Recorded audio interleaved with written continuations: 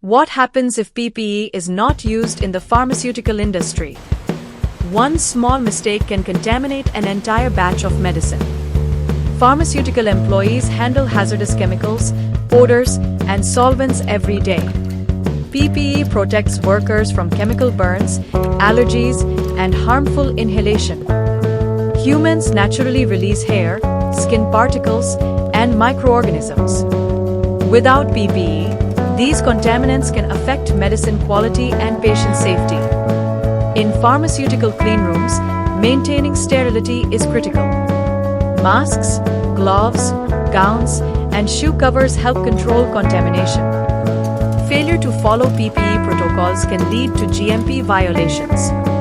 This may result in audit observations, batch rejection, or even production shutdown.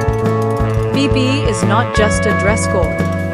It is your protection, product protection, and patient protection.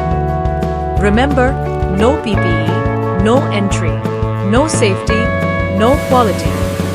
Wear PPE. Protect people. Protect product.